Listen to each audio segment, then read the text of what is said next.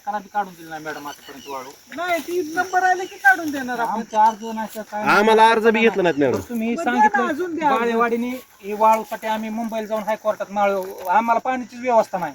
हा. ही वाळू आहे म्हणून आम्हाला पाणी. हा.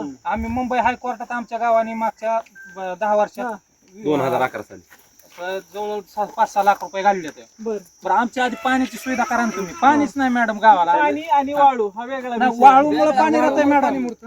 वाळूमुळे पाणी राहतंय. शासनाला ज्यावेळी गट नंबर झाले आणि बाळेवाडीचा काय संबंध नाही. मग आम्ही तीच म्हणतो आमचा वाळू विरोध नाही. आमच्या गावात जायला विरोध आहे आमचा. तुमच्या गावात नाही ते आम्ही ह्याच्यातनं गायरानात चाललोय. मग गायरान कशासाठी? हा, मग गावातच आहे ना, बाळेवाडीच नाही. बाळेवाडीचं सुद्धा नाही हो का कोणाची मॅडम, मागणीच नाही. आमच्या पूर्ण बाळेवाडी बिटरगावचा विरोध आहे ह्या गोष्टीला. बिटरगाव, आम्हाला पूर्व कल्पना बी बाळेवाडी. नाही तुम्ही दिलेली की असं इथं आम्हाला मॅडम दिवसा बाळेवाडीत वाहन जर आम्ही घरकुलाच काढायला लागलो तर तुम्ही पोलिसही येत येतं. हा, बरोबर आहे. हा, आणि मग आज तुम्ही जर दिवसा डावल्या जीसीपी आणून मग जर तुम्ही हे ही करताय. म्हणजे घरकुलासाठी काढली. मग आमच्या गावात घरकुल आहे ना मॅडम. आमच्या घरकुलाजवळ आले तरी मॅडम दखल तुम्हाला घेत नाही तिथे गेल्यावर. नाव नोंदवायचं तुम्हाला पण वाळू दिली जाईल. वाळू चाला भरायला चालू करा. आमचा विरोध आहे मॅडम. तर लेखी नोंदवायचा विरोध आणि नसेल तर शासकीय कामात अडथळा म्हणून मी गुन्हे दाखल सगळ्या करणार. आठ टाका आम्ही सगळे तयार आहेत. सगळ्यांवर करीन. सगळे आठ बसायला तयार आहेत. मुंबईला गेलो तरी काय करमाळ्याला काय आमची वाहनवाल्यांना विनंती की बाबा आमच्या बाळेवाडीत येऊ नका. बाळेवाडीत वाहन घालू नका, फक्त एवढी विनंती. तो शासकीय गट आहे त्याच्यामध्ये काही संबंध नाही.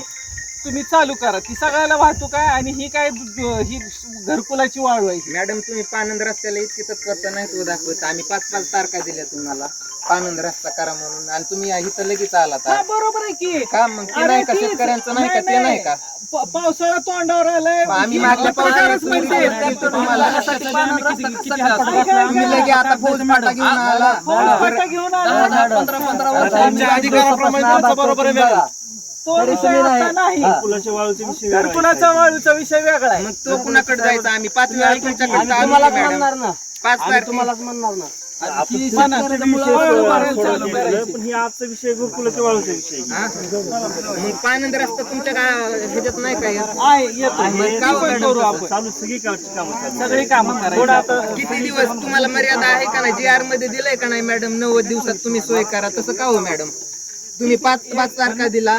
5 तारखा दिल्या. बरोबर आहे. तुला रस्ते पाण्यात रस्ते किती आहेत माहित आहेत का? आता किती करायचे राहिलेत? आपण तुम्हाला जिथं अडचण आहे तिथं नडलंच आहे तिथं पण नाही का आला मॅडम? आणि तुम्ही ती पण करू आपण. 463 रस्त्याला माणूस तर पुरायला पाहिजे की एक तर 463 रस्ते एका रात्रीत सगळं नाही होणार. एका रात्रीत नाही मॅडम, वर्ष झालं हो मॅडम.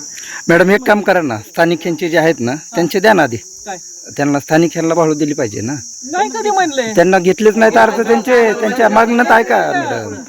नाही ना, ऐका ना मॅडम, त्यांचं म्हणणं वेगळं आहे. 1 मिनिट ऐका ना. त्यांचं म्हणणं वेगळं आहे. त्यांचं म्हणणं आहे की स्थानिक लोक आहेत आम्ही, आम्हाला वाळू दिली पाहिजे की नाही दिली पाहिजे. 200% दिली मग पाहिजे. त्यांना दिली नाही ना. त्यांचं म्हणणं ते ती वाळूची नोंद करणं ही पंचायत समितीकडे आहे. पंचायत समितीकडे तुम्ही नोंद केली पाहिजे आणि त्यानंतर हे आम्ही घेतलेले लाभार्थी नाहीत. हा बरोबर आहे. तुमच्या ऐका की मॅडम, माहितीसाठी. मी गेलतो तुम्हाला काय म्हणले साहेब की 35 ब्रासचाच फक्त कोटा येतोय आणि तो 35 ब्रासचा कोटा संपलेला. तुमचा ज्यावेळेस कोटा येईल त्यावेळेस आम्ही तुम्हाला वाळू देऊ असं म्हटलं. असं अर्ज सुद्धा घेतला नाही. अर्ज तुम्ही अजून द्या. अजून तुमच्या पुढच्या ह्याच्यात नाव घेऊ आपण.